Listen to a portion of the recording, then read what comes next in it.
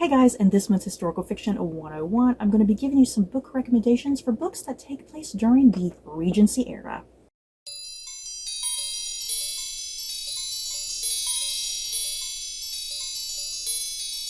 So let's get a quick definition for what the Regency era is, you guys, so we can kind of be clear what types of books I am recommending in this list. I think sometimes people kind of define the Regency era in different ways, because even on Wikipedia, let me read to you what Wikipedia, which is not the most reliable when it comes to information, accurate information, but still we'll kind of go on what Wikipedia says here.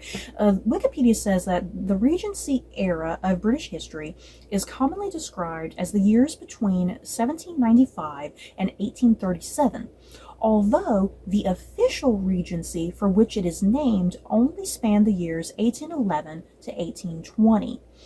So I'm kind of putting books, when I was looking through these books, anything, since Wikipedia is kind of saying it's often described like starting in 1795, even though it technically starts in 1811, anything in that span of time from 1795 to 1820, I am including on this list just to kind of broaden it out a tiny bit more. And what I also wanted to do with this list, because, like Jane Austen, for instance. Jane Austen is popular within Regency, and I was trying to avoid doing like Jane Austen retellings, for instance, because I have like a whole nother Historical Fiction 101 recommendations video where I give out a list of Pride and Prejudice retellings, for instance. So I was trying to avoid that in this list. I do have one Pride and Prejudice retelling in this list because I was having trouble finding the types of books that needed to go on this list. So there is one Pride and Prejudice retelling on this list, but that is it. Everything else is just originality. So as always, I'm going to be looking down here at my laptop, reading off the synopsises. Now is your time to pull up your Goodreads. If any of these books sound like your cup of tea, add them right now. Like I said, the first book here is a Pride and Prejudice retelling of sorts. It takes place after the fact. This is Death Comes to Pemberley by P.D. James. It is 1803, 6 years since Elizabeth and Darcy embarked on their life together at Pemberley, Darcy's magnificent estate. Their peaceful, orderly world seems almost unassailable. Elizabeth has found her footing as the lady of the great house. They have two fine sons, Fitzwilliam and Charles. Elizabeth's sister, Jane, and her husband, Bingley, live nearby. Her father visits often, and there is optimistic talk about the prospects of marriage for Darcy's sister, Georgiana, and preparations are underway for their much anticipated annual autumn ball. Then, on the eve of the ball, all of this is shattered, yeah, guys. A coach careens up the drive, carrying Lydia, Elizabeth's disgraced sister, who, with her husband, the very dubious Wickham, has been banned from Pemberley. She stumbles out of the carriage, hysterical, shrieking that Wickham has been murdered. With shocking suddenness, Pemberley is plunged into a frightening mystery. Now, I will say this. I didn't really particularly like this book that much, but boy, oh boy, do I love the TV adaptation of this book that has like Matthew Rhys in it playing Mr. Darcy. I love that adaptation, you guys. The book was a little lackluster for me, so yeah, you can either read this book if you want, but I definitely highly recommend the TV adaptation. And you guys, I just realized I lied to you about Pride and Prejudice adaptations being on this list. I do have a second book on this list. The thing is, I think what I was trying to avoid was like books that actually downright take place during like Pride and Prejudice, if you will. Both of these book recommendations, they are books that take place like after the books. So I think that's why I kind of included them on this list. But yeah, seriously, I think this is the last Pride and Prejudice recommendation on this list. We have The Murder of Mr. Wickham by Claudia Gray. The happily married Mr. Knightley and Emma are throwing a house party, bringing together distant relatives and new acquaintances, characters beloved by Jane Austen fans. Definitely not invited is Mr. Wickham, whose latest financial scheme has netted him an even broader array of enemies. As tempers flare and secrets are revealed, it's clear that everyone would be happier if Mr. Wickham got his comeuppance. Yet they're all shocked when Wickham turns up murdered, except, of course, for the killer hidden in their midst. Nearly everyone at the house party is a suspect, so it falls to the party's two youngest guests to solve the mystery. Juliet Tilney, the smart and resourceful daughter of Catherine and Henry, eager for adventure beyond Northanger Abbey, and Jonathan Darcy, the Darcy's eldest son, whose adherence to propriety makes his father seem almost relaxed. The unlikely pair must put aside their own poor first impressions and uncover the guilty party before an innocent person is sentenced to hang. Now, I did love this book, you guys. This was great. Yeah, Mr. Wickham is just such great fodder to be murdered, you guys. Next up, Murder on Black Swan Lane by Andrea Penrose. The Earl of Rexford possesses a brilliant scientific mind, but boredom and pride lead him to reckless behavior. He does not suffer fools gladly. So when pompous, pious Reverend Josiah Hollyworth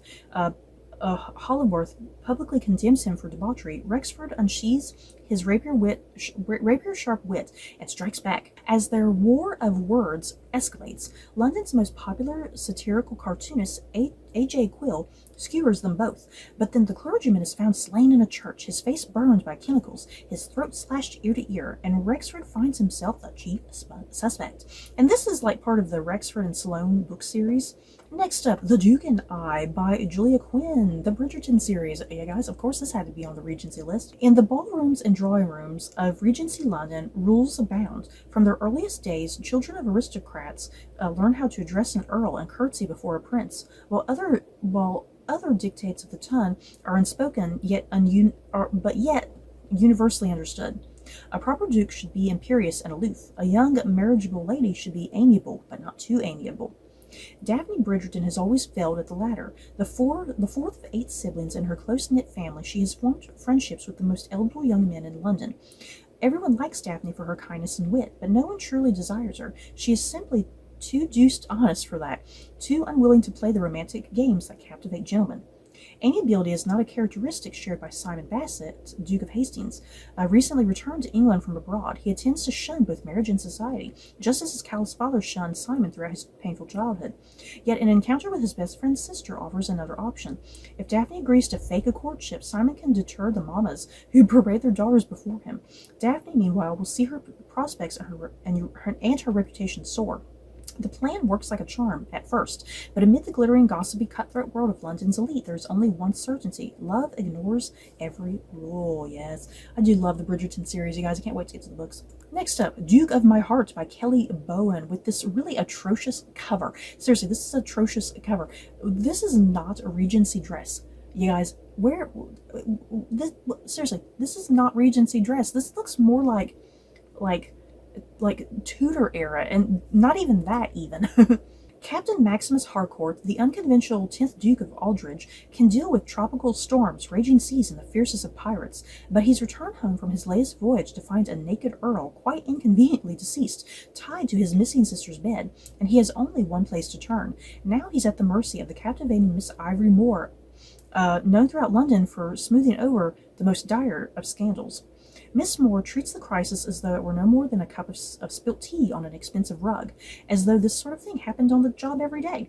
Max has never in all his life met a woman with such nerve. Her dark eyes are too wide, her mouth is too full, her cheekbones too sharp, yet together she's somehow flawless. It's just like his love for her, imperfect, unexpected, yet absolutely true. Seriously, from this cover, you wouldn't even know this was Regency, because it looks like it's way, way earlier than Regency. Seriously, atrocious cover. Next up, What Angels Fear by C.S. Harris, and this is part of the Sebastian St. Cyr series, which has a lot of books, you guys.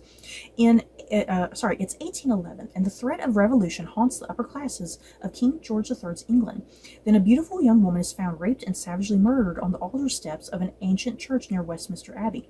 A dueling pistol discovered at the scene and the damning testimony of a witness both point to one man, Sebastian St. Cyr, Viscount Devlin, a brilliant young nobleman shattered by his experience in the Napoleonic Wars. Now a fugitive running for his life, Sebastian calls upon his skill as an agent during the war to catch the killer and prove his own innocence. In the process, he accumulates a band of unlikely allies, including the enigmatic beauty Kate Boleyn, who broke Sebastian's heart years ago. In Sebastian's world of intrigue and espionage, nothing is as it seems, yet the truth may hold the key to the future of the British monarchy, as well as Sebastian's own salvation. Ooh, these books seriously sound really good every time I see them. Next up, The Secret History of the Pink Carnation by Lauren Willig. And seriously, if you love the Bridgerton series, I think you'll definitely love the Pink Carnation series, because they're pretty much the exact same thing. Now, here's the thing you gotta know about the Pink Carnation series. They do take place in the Regency era, but there is also a modern day situation as well. So I'm going to kind of read all of that here with the synopsis. Deciding that true romantic heroes are a thing of the past, Eloise Kelly, an intelligent American who always manages to wear her Jimmy Choo suede boots on the day it rains, leaves Harvard's library bound for England to finish her dissertation on the dashing pair of spies, the Scarlet Pimpernel and the Purple Genetian. What she discovers is something the finest historians have missed, a secret history that begins with a letter dated 1803. Eloise has found the secret history of the Pink Carnation, the most elusive spy of all time, the spy who single-handedly saved England from Napoleon's invasion. The Secret History of the Pink Carnation, a wildly imaginative and highly adventurous debut, opens with the story of a modern-day heroine, but soon becomes a book within a book. Eloise Kelly settles in to read the secret history, hoping to unmask the Pink Carnation's identity. But before she can make the discovery, she uncovers a passionate romance within the pages of the secret history that almost threw off the course of world events. How did the Pink Carnation save England? What became of the Scarlet Pimpernel and the Purple Gentian? And will Eloise Kelly find a hero of her own?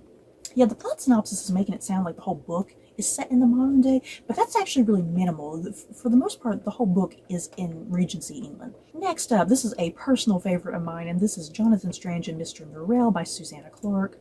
And this is like an alternative world of England during like the Napoleonic Wars. English magicians were once the wonder of the known world, with fairy servants at their beck and call.